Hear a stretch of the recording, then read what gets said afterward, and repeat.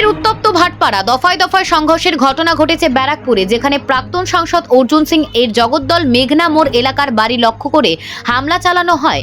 ইট পাটকেলের ছোঁয়ার পাশাপাশি উত্তেজনা সৃষ্টি হয় এলাকা জুড়ে। পরিস্থিতি সামাল দিতে বিশাল পুলিশ বাহিনী মোতায়েন করা হয়েছে।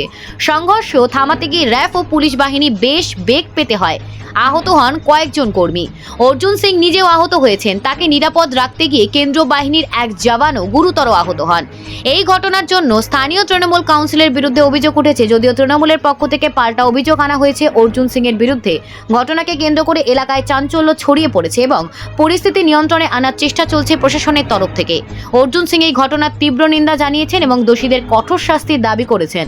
পুলিশ ঘটনার তদন্ত শুরু করেছে এবং পরিস্থিতির ওপর নজর রাখছে। ভবনের উপরেই অ্যাটাক হয়েছে, নিচে আপনি দেখবেন ইট পাথর গুলি সবই চলেছে। তারপরে আমি নেমেছি, আমাকে সব চিল্লাচ্ছে, আমি ঘুমোচ্ছিলাম তো চিল্লাচ্ছে, তখন আমি নেমেছি। নেওয়ার পরে নিচে দেখছি তো পুরো বম, পাথর ইট চালাচ্ছে, আর পুলিশ পিছনে, ওদের পিছনে পুলিশ দাঁড়িয়ে আছে, এদিকে আমাদের সিকিউরিটি দাঁড়িয়ে আছে পুলিশের সামনে। আপনি কি আহত হয়েছেন? আমার পায়ে বমের স্পিলটার লেগেছে, ফুলে গেছে। তখন বোম চলছিল, আপনি যখন নিয়েছেন? কটা 20-25টা বোম চলেছে, তারপরে 15-20টা গুলিও চলেছে। যারা করেছে তাদের কোনো রকম শনাক্ত করতে পেরেছেন? হ্যাঁ, নমিত সিং ছিল, আর ওই যারা এনআইএ কেসে সব আসামিগুলো সব ছিল।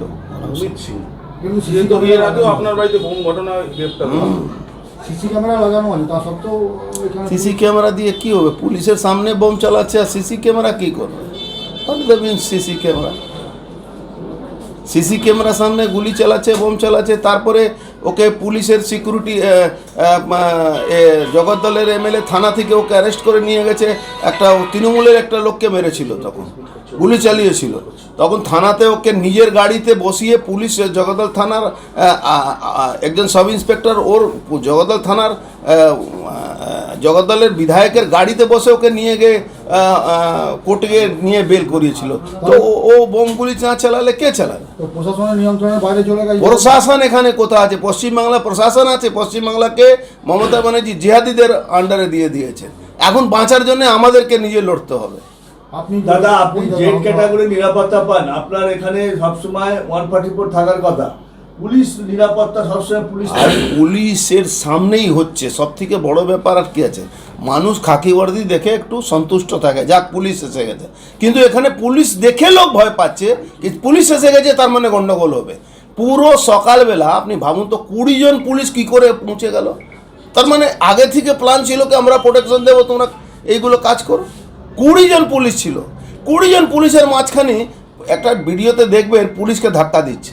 পুলিশ হয়তো সব পুলিশ খারাপ হতে পারে না, কেউ পুলিশ যদি প্রতিবাদ করছে তাকে ধাক্কা দিচ্ছে। কি করছে পুলিশ?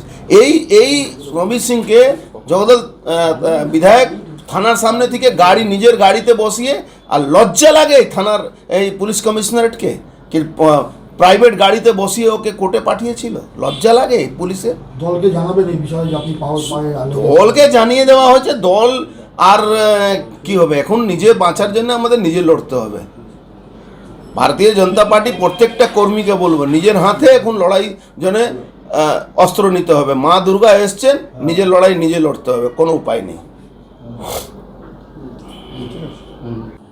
দেখুন, বিজেপির আঙুল হচ্ছে তৃণমূল কংগ্রেসের বিরুদ্ধে, আর অর্জুনের আঙুল হচ্ছে সোমনাথ শ্যামের বিরুদ্ধে এবং যে অঞ্চলে তার যে লোক আছে তার বিরুদ্ধে।